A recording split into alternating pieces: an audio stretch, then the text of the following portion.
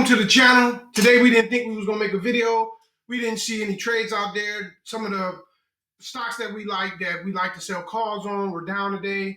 Some of the stocks that we like to sell puts on was up today. But just so happens midday, it's the 18th, it's about 12:30. One of our stocks that we like to sell puts on actually fell down to a nice little stock price that we know we can make some decent money on by selling puts. So let's get straight into it.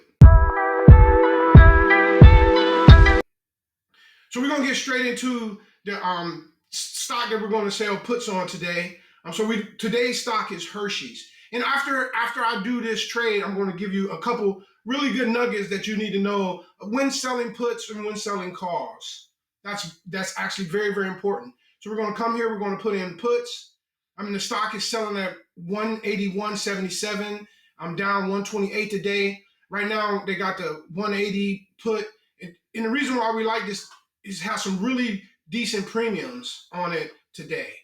So that means I got to believe that the street thinks that the stock is going to go down. So we're going to actually sell to 177.50 for June 21st. So remember, it's the 18th, and we're going to sell these puts. We're going to sell two puts today at 177, the 621. What's significant about this week, different normally than another, remember, Juneteenth is tomorrow. So tomorrow is a non-trading day. So here it is at 12:30 on the 18th. So that gives us 3.5 hours the rest of the trading day today. It'll give us a trading day Thursday, and it'll give us a trading day Friday. So if Hersey doesn't fall below 177.50 before that day on the protection that we're giving to someone who's buying this option for us, then we're going to keep their premium.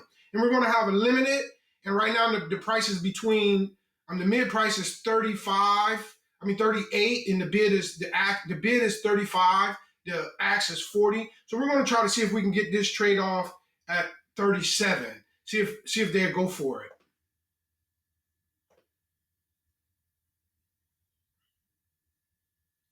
Oh, what we didn't do, sorry about that. We forgot to put in sell to open. That's why the price wasn't coming up. So with this trade, and we're putting it in at 37, I actually it'll give us a $74, not counting how much it costs. So here's the actual trade, and we're going to actually place this trade right now so you can actually see it in action.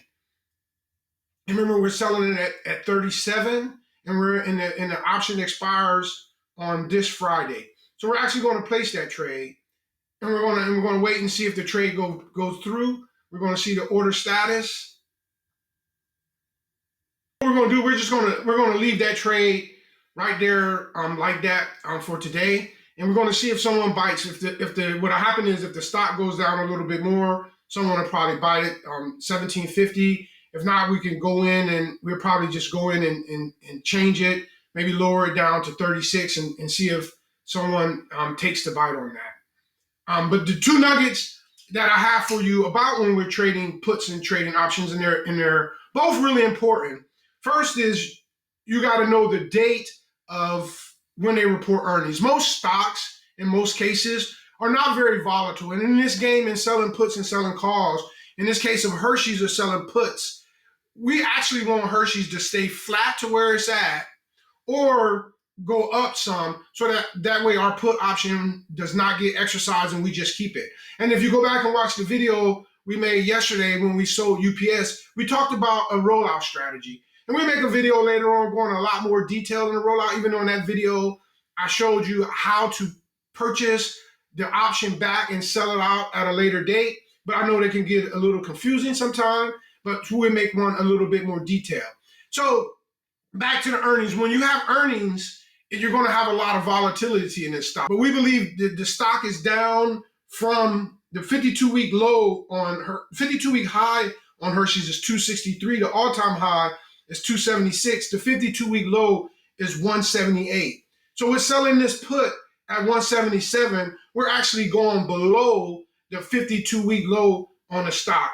We like the company. It pays a good dividend. It pays a 3% dividend. We believe they're going through temporary problems, and we believe that they're moving with the cocoa bean prices. Right now, cocoa bean prices are skyrocketing.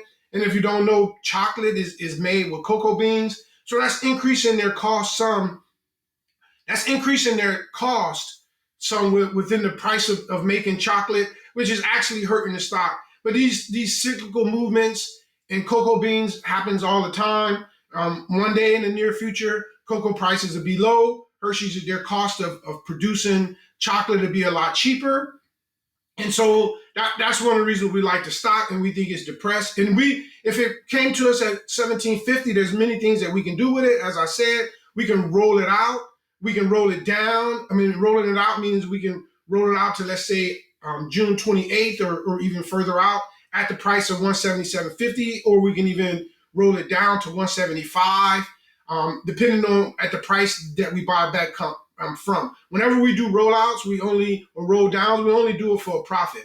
But let's say for a moment that we like the stock at 177.50, so we just went ahead and allowed them assign us. Remember, we sold 2 options, and so 2 options, that means we would be purchasing 200 shares of Hershey's.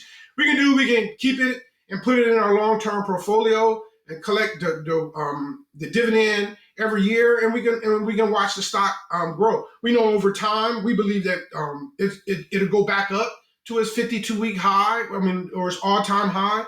And it'll probably be, if the economy is doing good and cyclical beans turn down, we think we can see an increase in stock price. But we can hold it like that, or we can turn right around and we can start selling calls against that position. So with the earnings, you don't really want the volatility of the stock, because then that means you more than likely will be assigned. If it's volatility, and let's say they report bad earnings, the stock can go down, somewhat, sometimes significantly, and you're probably going to be assigned. So you really don't want that volatility in earnings. The second part is, when you have the cash, they actually call them capital cover puts. There's a thing called naked puts and capital cover puts. So I don't do naked puts. Naked puts basically mean that you're selling puts and you actually don't have the cash. So if it comes down to your price and you can't come up with the money, then that means you would be assigned the shares, and that could get you in a little bit of trouble. But if you do have the capital, then you would be assigned it. But what we do is, we actually don't have the capital. So what we do is, we have the capital. If you watch some of our past videos, you know that we're really big on T-bills. T-bills are when we normally only purchase them 90 days out. So every week we have T-bills that expire out the whole 90 days. So worst case scenario, if we were to get a sign that we'll go ahead and let one of our T-bills expire so that we could purchase those shares that we were going to be assigned, or we can even let them go on margin for a couple days until our T-bill do expire. So what that means is, so while we're selling these puts, hoping not to be assigned and bringing in extra income, we're also making money on T-bills, which is around a little about 5.25% right now. So we're earning 5.25% on the bonds that we're using, and we're using that capital that we know is going to expire every week. We're using that capital to actually sell puts against that capital. So we got that money working twice. Twice as hard. I hope this video helps you. If you like it, please share, please like, please subscribe, so that we can grow this channel and help build up your wealth.